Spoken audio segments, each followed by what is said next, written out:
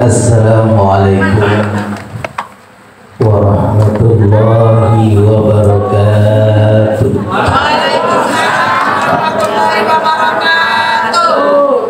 Alhamdulillah, alhamdulillahilladzi tatimmu shalihat wassalatu wassalamu ala asrofil anbiya wal mursalin wa ala alihi wa sahbihi ajma'in wa la hawla wa la quwwata illa billahil aliyyil azim.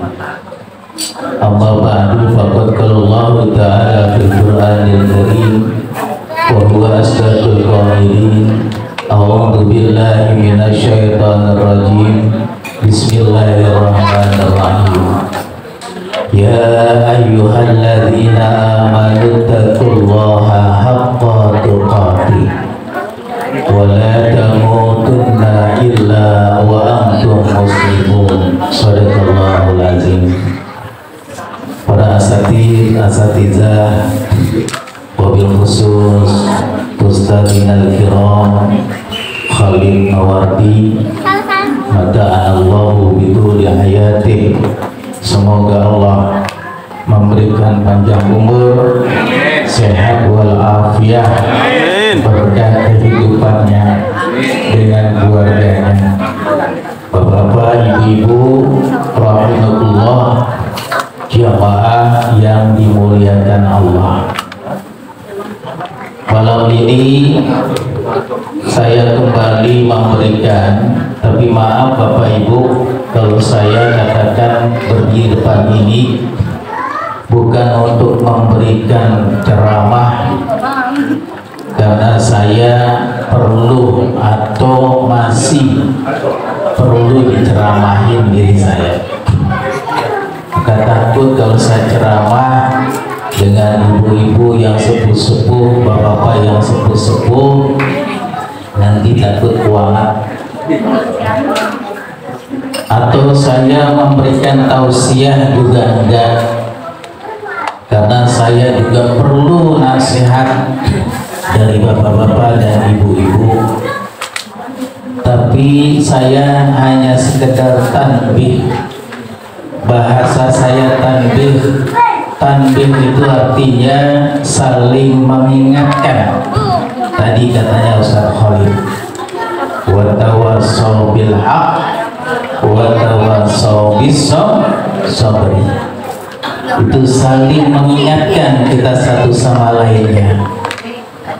Bapak Ibu hadirin rahimahullah, tadi saya membacakan satu ayat Al-Quran, yang ayat ini pasti bapak-bapak itu hafal karena sering didengar. Kalau ibu-ibu nggak sering dengar.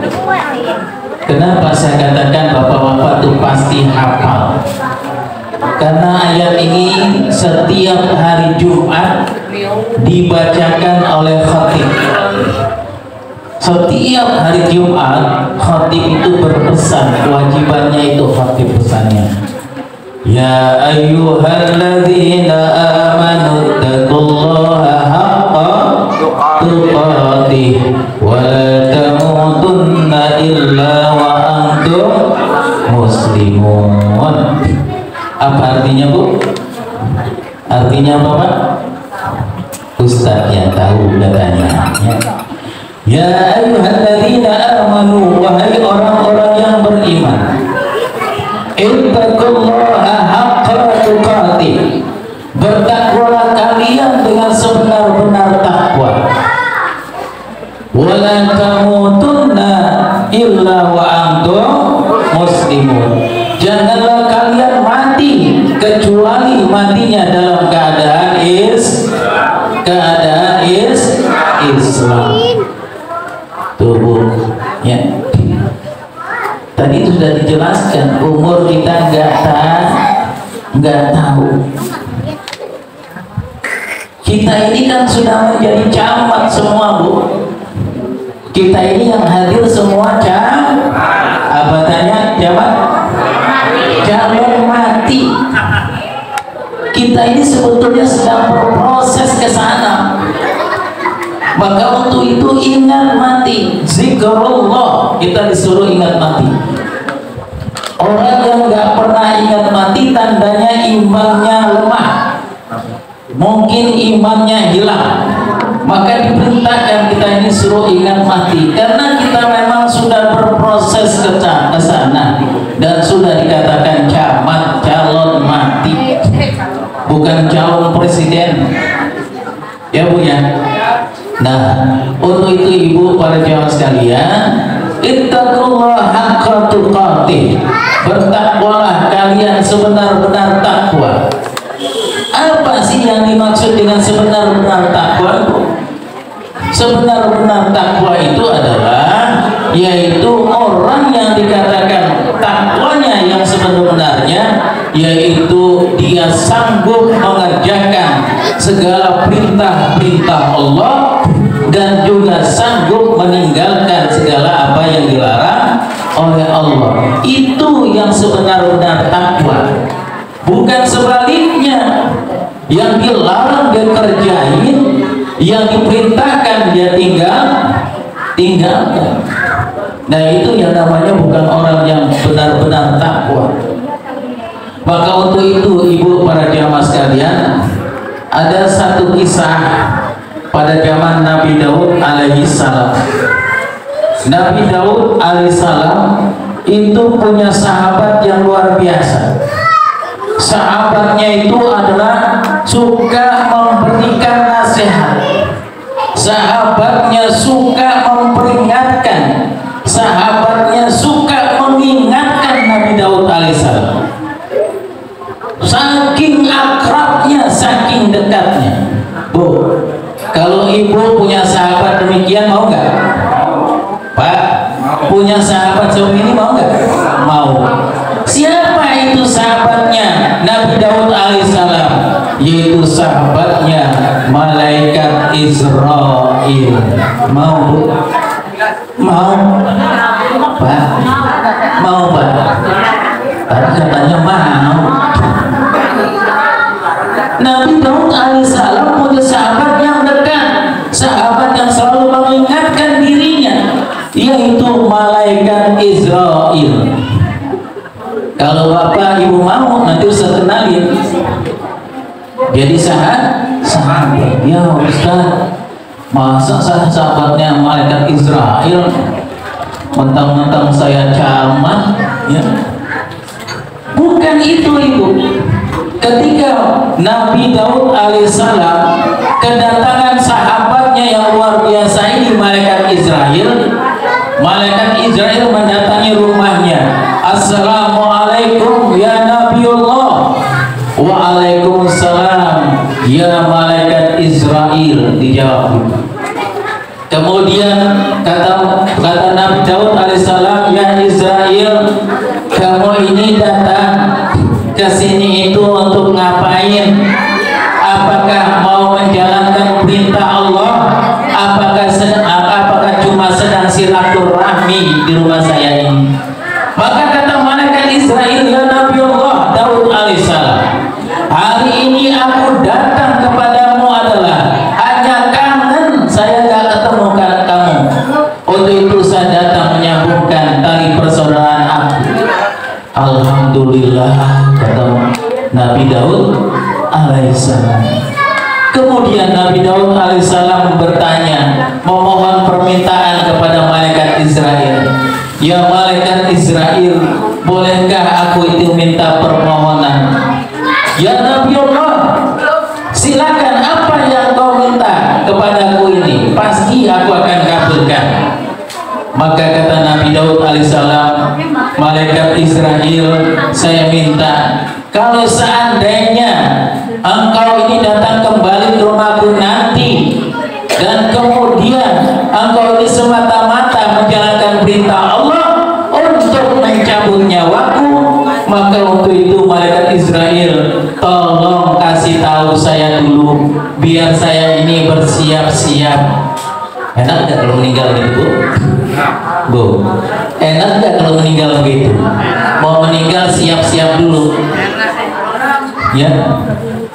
Mungkin kalau misalnya dikasih tahu meninggalnya, Pak I, besok kamu tuh meninggal. Siap malaikat Israel, saya akan sholat yaitu subuh 16 rakaat. Saya akan sholat terus, kemudian saya akan terus ngaji, saya akan terus ibadah. Duit saya yang di koper saya sumbangin ke majelis burdah. Itu kalau dikasih tahu. Sebetulnya dikasih tahu nggak dikasih tahu ya, kalau bisa harus dilaksanakan. Karena kenapa? Umur enggak tahu. Nah, umur itu kita nggak tahu. Maka katanya malaikat Israel, baik, wahai Nabi Allah Daud alaihissalam, nanti seandainya aku ditugaskan oleh Allah Subhanahu wa taala dan datang kemari untuk mencabut nyawamu, aku akan kasih tahu dulu, yaitu utusan-utusanku. Paling tidak untuk 3 utusan aku akan sampaikan itu. Tahu utusannya siapa, Pak? Tahu utusannya itu malaikat Israel mengutus ke Nabi Daud siapa? Tahu, Bu? Ketika itu akhirnya malaikat Jibril berapa hari kemudian datang ke rumah Nabi Daud lagi. Assalamualaikum ya Nabiullah Daud alaihissalam. Waalaikumsalam ya malaikat Israel. Aku ingin tanya, engkau datang hari ini untuk menjalankan tugasmu dari Allah, menyambut nyawaku, apa sekedar silaturahmi? Wahai Nabi Allah Daud alaihissalam, hari ini aku diutus oleh Allah SWT untuk mencabut nyawamu. Malaikat Nabi Daud alaihissalam kaget. Wahai Israel, engkau malaikat kenapa bohong? Kan dulu pernah saya minta dan engkau mau kabulkan, bahwa kalau engkau datang kemari lagi, yaitu menjalankan tugas Allah, mencabut nyawaku, katanya engkau mau mengirimkan utusan-utusan. Mana utusannya? Malaikat Israel kemudian mengatakan, wahai Nabi Allah Daud alaihissalam, saya sudah berapa bulan yang lalu saya sudah memberikan utusan, mengirim utusan itu 3. Mana utusannya? Maka kata malaikat Israel, ya Nabi Allah, yang pertama saya mengutus yaitu hitamnya rambutmu, kemudian putihnya rambutmu setelah hitam. Itu utusan yang pertama. Putihnya rambutmu setelah hitam. Termalam jangan ngaca liatin uban. Itu berarti ya Allah, teguran Allah nih kalinya, rambut sudah putih. Yang kedua adalah utusan yang kedua adalah yaitu lemahnya fisikmu setelah kuat. Nabi Daud alaihissalam sudah lemah ibu ketika itu. Itu utusan aku yang kedua, lemahnya fisikmu setelah kuat. Dan yang ketiga adalah tegaknya dirimu, kemudian bungkuk. Ibu harus koreksi muhasabah. Kalau sekarang ibu mulai bungkuk, ya dulu kan tegak itu Bu ya, sekarang ibu mulai jalan begini ya. Pak, kalau Bapak juga sudah begitu, hati-hati Pak, hati-hati sekali lagi, camat.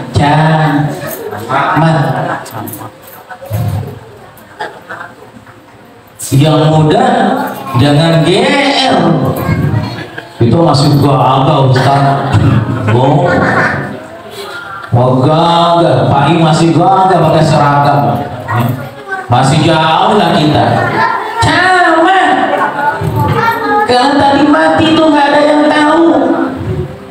Bu, ada nggak anak orang meninggal dunia? Ada.